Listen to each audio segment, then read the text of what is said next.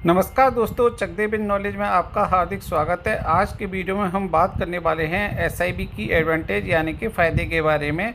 और सीधी बात, नो बकवास, तो सीधे आते हैं वीडियो पर। तो एसआईपी का पहला फ़ायदा वो है रुपी कॉस्ट एवरेजिंग।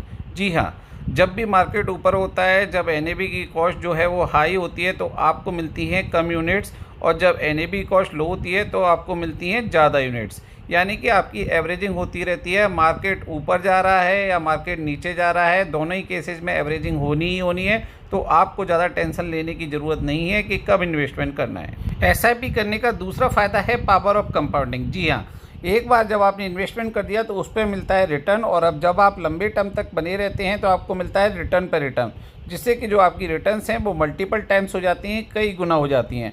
तो यहाँ पर सलाह यही दी जा सकती है कि जितना जल्दी हो सके आप एसआईपी करना शुरू कर दीजिए, जिससे कि जो इन्वेस्टमेंट है वो लॉन्ग टर्म के लिए रहे और आपकी रिटर्न पे भी आपको गेन हो, जिससे कि आपका multiple fold compounding, power of compounding के रूल के साथ इन्वेस्टमेंट कई गुना हो जाए।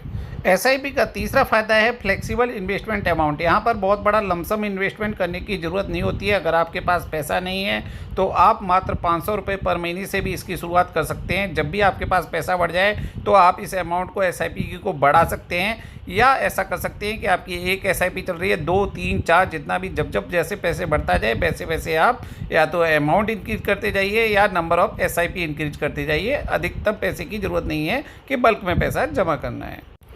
अगला है convenient investment method, no extensive market research analysis. यानी कि आपको मार्केट का एनालिसिस, नॉलेज, कुछ भी एनालिसिस, क्वार्टरली रिटर्न क्या है, क्या उसके रेशियोज है कंपनी के, कुछ भी, क्योंकि आपका पैसा कोई और कर रहा है, कोई प्रोफेशनल आपके लिए काम कर रहे हैं जो इन्वेस्टमेंट करते हैं, तो आपको किसी भी प्रकार की रिसर्च के लिए कोई भी टाइम या दिमाग खर्च करने की ज़रूरत नहीं है, पहला पॉइंट। दूसरी चीज़, आपने एसआईपी एक बार चूज कर ली तो वो आपके अकाउंट से ऑटोमेटिकली कटती रहती है, हर महीने डिडक्शंस होता रहता है। तो ऐसा नहीं है कि बार बार जाके आपको पैसा जमा कराना है। एक बार आप म्यूचुअल फंड कोई भी अच्छा वाला चूज कर लीजिए, ऑटोमेटिकली आपके सेविंग अकाउंट से एसआईपी कटती रहेगी।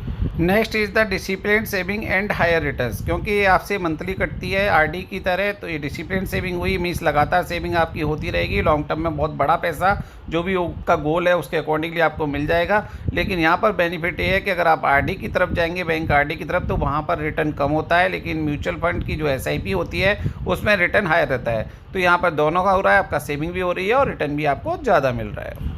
फ्लेक्सिबिलिटी की बात करें तो बहुत लंबे लंबे टाइम के लिए आप एसआईपी कर सकते हैं, और मज़े की बात यह है कि जब चाहिए आप इसको पॉज कर दीजिए या स्टॉप कर दीजिए, आप कर सकते हैं। जैसे कि आपने अगर 20 साल की एसआईपी चूज की है और 10 साल बाद उसे रोकना चाहते हैं या पॉज करना चाहते हैं, तो वो इन्वेस्टमेंट ऑप्शन भी आपके लिए अवेलेबल है।